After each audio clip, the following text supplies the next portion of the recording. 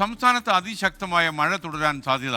വടക്കൻ കേരളത്തിലെ ജില്ലകളിൽ ഇന്ന് പ്രഖ്യാപിച്ചിരുന്ന റെഡ് അലർട്ട് പിൻവലിച്ചു.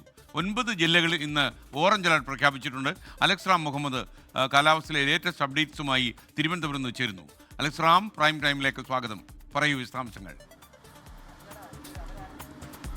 Good evening. കേന്ദ്ര കാലാവസ്ഥാ വകുപ്പ് ഏറ്റവും ഒടുവിൽ നൽകുന്ന മുന്നറിയിപ്പ് അനുസരിച്ച് നേരത്തെ ഉച്ചയ്ക്ക് നൽകിയത്, അതായത് 1 മണിക്ക് തന്ന മഴ മുന്നറിയിപ്പുകൾ പുതുക്കിയിട്ടുണ്ട്. അതിൽ വടക്കൻ കേരളത്തിലെ 4 ജില്ലകളിൽ റെഡ് അലർട്ട് പ്രഖ്യാപിച്ചിരുന്നു. ആ റെഡ് അലർട്ടുകൾ പിൻവലിച്ചിരിക്കുന്നു കേന്ദ്ര കാലാവസ്ഥാ വകുപ്പ്.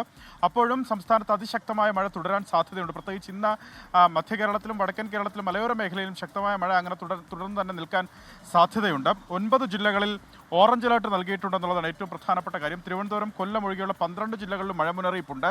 അതിൽ എറണാകുളം, ഇടുക്കി, തൃശൂർ, പാലക്കാട്, മലപ്പുറം, കോഴിക്കോട്, വയനാട്, കണ്ണൂർ, കാസർഗോഡ് ജില്ലകളിൽ ഓറഞ്ച് അലർട്ടാണ്. അതിശക്തമായ മഴയ്ക്കുള്ള സാധ്യത 9 ജില്ലകൾക്ക് നൽകിയിട്ടുണ്ട്. പത്തനംതിട്ട, ആലപ്പുഴ, കോട്ടയം ജില്ലകളിൽ യെല്ലോ മുന്നറിയിപ്പും നൽകിയിട്ടുണ്ട്. നാളെ മറ്റന്നാൾ സംസ്ഥാനത്ത് അതിതീവ്ര മഴ തുടരാൻ സാധ്യതയുണ്ടെന്നുള്ള പ്രവചനമുണ്ട്. പ്രത്യേകിച്ച് നാളെ അതിതീവ്ര മഴ തുടരും വടക്കൻ കേരളത്തിൽ. മലപ്പുറം, കോഴിക്കോട്, വയനാട്, കണ്ണൂർ, കാസർഗോഡ് ജില്ലകളിൽ നാളെ റെഡ് അലർട്ട് പ്രഖ്യാപിച്ചിട്ടുണ്ട്. ബാക്കി ജില്ലകളിൽ ഓറഞ്ച് അലർട്ടും യെല്ലോ മുന്നറിയിപ്പും നാളെ നൽകിയിട്ടുണ്ട്. മറ്റന്നാളും സമാനമായി റെഡ്, ഓറഞ്ച്, യെല്ലോ മുന്നറിയിപ്പുകൾ സംസ്ഥാനത്തെ 14 ജില്ലകളിലും നൽകിയിട്ടുണ്ട്. ഈ മഴയ്ക്കൊപ്പം ശക്തമായ കാറ്റിന് മണിക്കൂറിൽ 40 മുതൽ 50 കിലോമീറ്റർ വരെ വേഗതയിൽ വീശിയടിച്ചേക്കാവുന്ന കാറ്റിനും സാധ്യതയുണ്ട്. പ്രത്യേകിച്ച് കഴിഞ്ഞ ദിവസങ്ങളിൽ കൂടുതലായി മഴ ലഭിക്കുന്ന ഈ മലയോര മേഖലയിൽ പ്രത്യേക ജാഗ്രത തുടരണമെന്ന് സംസ്ഥാന ദുരന്ത നിവാരണ അതോറിറ്റി അറിയിക്കുന്നുണ്ട്.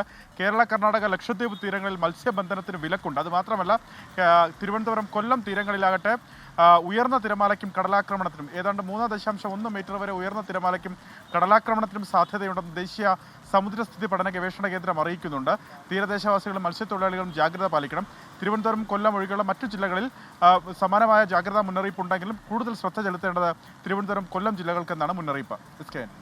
Thank you. അലക്സ് റാം മുഹമ്മദാണ് വിവരങ്ങൾ നൽകിയത്.